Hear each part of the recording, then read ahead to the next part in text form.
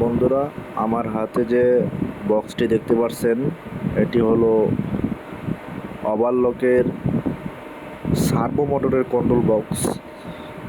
এই কন্ট্রোল বক্সটির সমস্যা হচ্ছে কন্ট্রোল বক্সটিতে পাওয়ার আসে না।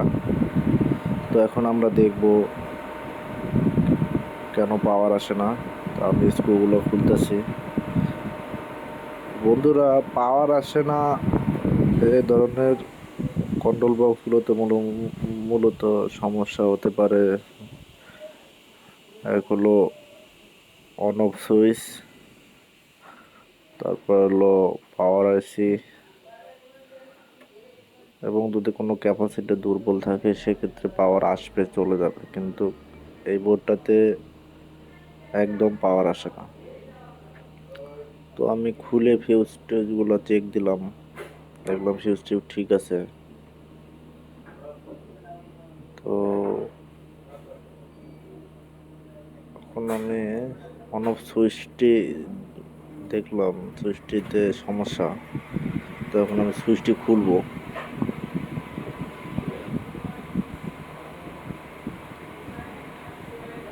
সুইচটি সুন্দরভাবে খুলে নতুন একটা সুইচ লাগাই, দেখবো পাওয়ার আসে কিনা।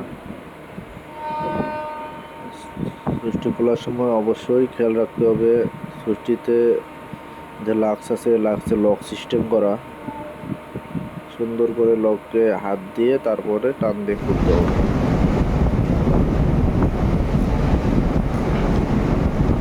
তো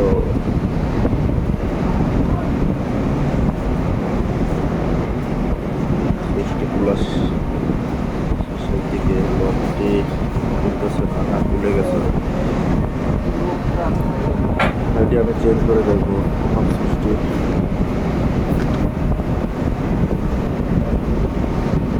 আমি সুইচ লাগাই দেখবো পাওয়ার আসে কিনা। সম্ভবত সুইচটি লাগাইলেই পাওয়ার আসবে।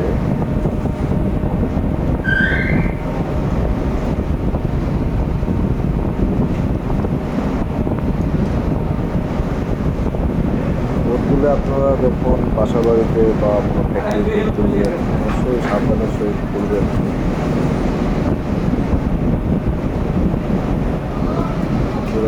আমি সুইচটি লাগাবো।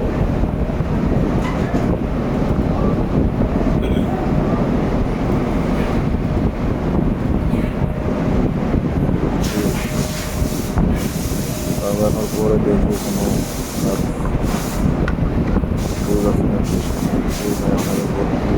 করে পাওয়ার ফিটিং করার সময় সাবধানের সাথে ফিটিং করবেন, যাতে কোনো কেবল ছিঁড়ে না যায় বা কোনো খুলে না যায়।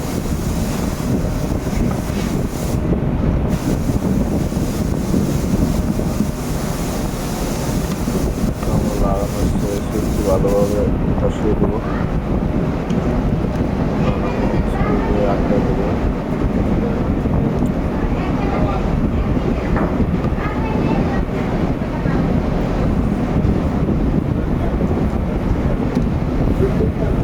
আমাকে এসব কন্ট্রোল বক্সে এরকমই সমস্যা হয়, ওদের কোনো সমস্যা হয় না।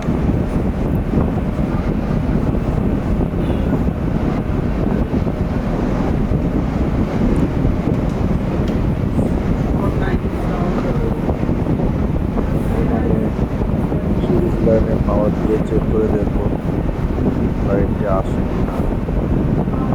আমি সিরিজ লাইন লাগাচ্ছি।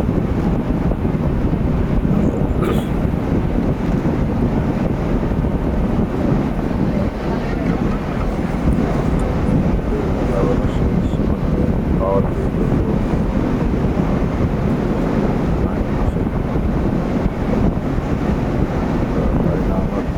আমার লাইন এসে গেছে। ফাইল দেখা যাচ্ছে মোটরের মতো লেভেল যাচ্ছে। তখন আমি বাকি নাট লাগানোর পরে লাগাই দেবো।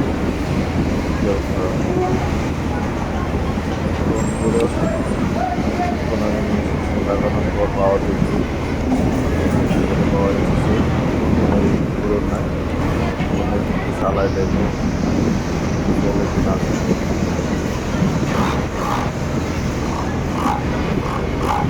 চলে। ওকে বন্ধুরা, আমার ভিডিও আপনাদের যদি ভালো লাগে